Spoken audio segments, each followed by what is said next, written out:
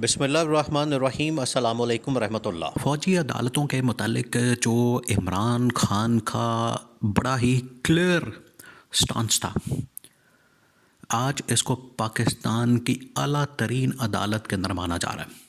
आला तरीन अदालत में हालांकि आप ये देखेंगे सुप्रीम कोर्ट पाकिस्तान इन्होंने फुल मैनेज कर ली, पूरी मैनेज कर ली। उसके अंदर अपनी मर्जी के जजेस बैठा दिए, अपनी मर्जी के लोग लगा दिए। जस्टिस मोइनुद्दीन खान को सरबराह बना दिया, अपनी मर्जी के जजेस डाल दिया। 26वीं आईनी तरमीम की ही इसी मकसद के लिए गई थी कि वक्त जब पड़े आगे जब वक्त पड़ेगा, वक्त आएगा, ज़रूरत पड़ेगी तो हम फिर अपनी मर्जी के फ़ैसले करवा लेंगे। वो वक्त आ गया। अब वक्त यह आया है कि अभी चंद दिन पहले, कुछ अर्सा पहले जो है वो फ़ौजी अदालतों की जानिब से जो इमरान खान को मैसेज देने के लिए जो उसके वर्कर सपोर्टर्स और कारकुन हैं उनको सज़ाएँ दे दी गई। किसी को 2 साल, किसी को 5 साल, किसी को 10 साल, मैक्सिमम 10 साल की सज़ा सुनाई गई इधर फ़ौजी अदालतों से, मिलिट्री कोर्ट से। ये जो सज़ाएँ सुनाई गई, ये असल में इमरान खान को एक पैगाम था। जिस तरह से इमरान खान को ये एक उसके ऊपर तलवार लटका के रखी हुई है 190 मिलियन पाउंड केस के फैसले की, सुना नहीं रहे कि इमरान खान के ऊपर प्रेशर बिल्डअप करके रखना है, हमने रिलीफ देना या प्रेशर लगाना है उसके ऊपर, या इमरान खान को इसमें सज़ा देनी है, ये बस टांग के रखें। तो इमरान खान के जो मिलिट्री कोर्ट्स और फ़ौजी अदालतों के मतलब मौक़िफ़ था वो सुप्रीम कोर्ट ऑफ पाकिस्तान के अंदर, सुप्रीम कोर्ट ऑफ पाकिस्तान में लगी है अपील, इंट्रा कोर्ट अपील। और इंट्रा कोर्ट अपील जो है वो आई है उन लोगों की जानिब से जिनके बच्चे या जिनके प्यारे जो है वो इस वक्त मिलिट्री कोर्ट से सज़ाएँ हासिल करने के बाद मुख्तलिफ जेलों के अंदर मौजूद हैं। उन्होंने अपीलें दायर कर दी सुप्रीम कोर्ट के अंदर। फ़ौजी अदालतों की जो मौजूदगी है या उनका जो वजूद है उसको चैलेंज कर दिया। वहाँ पर 2-3 जजेस ने तो कमाल के रिमार्क्स दिए।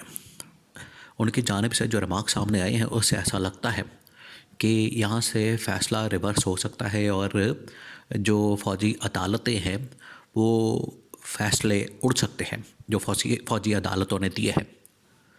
वहाँ से जो सबसे अहम तरीन रिमार्क्स सामने आए हैं वो आए हैं जस्टिस जमाल मंदोखेल के।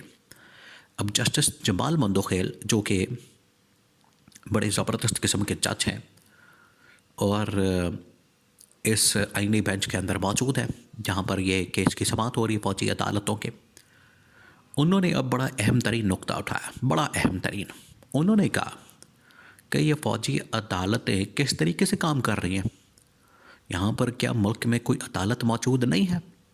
मुल्क में कोई आइन और कानून नाम की चीज़ मौजूद नहीं है कि यहाँ पर जिसका जो दिल चाहेगा किसी भी इदारे का वो अपनी अदालत कायम कर लेगा।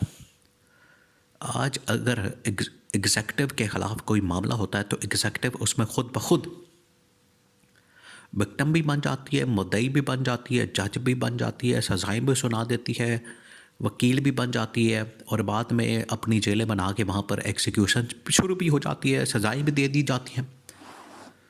तो अगर बाद में किसी इदारे के अंदर, सरकारी इदारे के अंदर कोई बंदा गलती करता है, बजाय वहाँ पर महकमाना कार्रवाई करने के, क्या वहाँ पर जज बना के तो उस बंदे को टांग दिया जाएगा? ये असल सूरत हाल सामने आई। और फिर जस्टिस जमाल मंदोखेल ने इसके ऊपर जो रिमार्क्स दिए, उन्होंने तो जो फ़ौजी अदालतें हैं उसकी पूरी की पूरी हैसियत को चैलेंज कर दिया, पूरी की पूरी हैसियत को।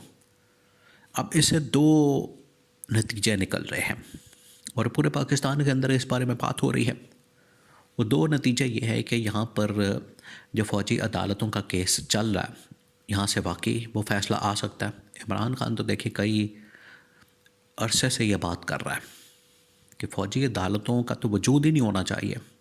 फ़ौजी अदालतों को ये किसने इजाज़त दी है कि वो सिविलियंस का ट्रायल करे? असल तो ये मामला है सिविलियंस का फ़ौजी अदालतों में ट्रायल का, जिसको कोई भी पाकिस्तानी सपोर्ट नहीं करता। इवन के नून लीग वाले जब इनकी हुकूमत थी ये नहीं करते थे इस बात को सपोर्ट। फिर ये जब पीपल्स पार्टी की हुकूमत थी, पीपल्स पार्टी के लोग तो रोया करते थे, रोते थे कि फ़ौजी अदालतें मुल्क के अंदर कायम हो गई।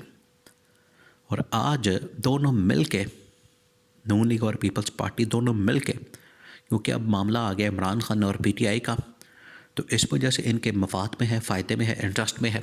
तो कह रहे हैं कि ठीक है, फ़ौजी अदालतें काम कर रहे हैं क्योंकि इमरान खान के ख़िलाफ़ फ़ैसले आने हैं। जबकि इमरान खान का जो मौक़िफ़ है वो नून लीग के दौर में, पीपल्स पार्टी के दौर में भी सेम था और आज के दौर में भी सेम है, अपने दौर में भी सेम था कि फ़ौजी अदालतें पैरेलल काम नहीं कर सकती। वहाँ पर कहा गया कि अगर कोई दहशतगर्द है या कोई और बंदा है तो उनको ले जाए आप ATC, एंटी टेररिस्ट कोर्ट के अंदर, वहाँ पर जाके आप उसको ट्राई करें और उसका ट्रायल करें और उसके साथ जो भी मामला करना है वहाँ पर जाके करें। लेकिन ये फ़ौजी अदालतें बना देना, कायम कर देना, ये कहाँ का इंसाफ है? तो इसके ऊपर ये रिमार्क्स दिए जा रहे हैं। अब यहाँ से ये फ़ैसला जो रिमार्क्स के मुताबिक आता है तो फ़ौजी अदालतें तो उड़ जाएंगी। फ़ौजी अदालतों का वजूद जो है वो फिर बड़ा मुश्किल में पड़ जाना है। और ये जो केस है ये इस्टेब्लिशमेंट को भी, हुकूमत को भी टफ़ टाइम दे रहा है।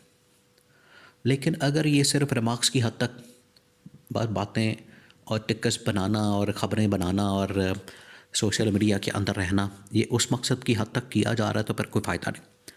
फिर आखिरकार आईनी बेंच बनाने का जो मकसद है वो पूरा नहीं हो सकता। तो यहाँ से जो फ़ैसले आएंगे वो ही आएंगे जिस मकसद के लिए ये आईनी बेंच को बनाया गया।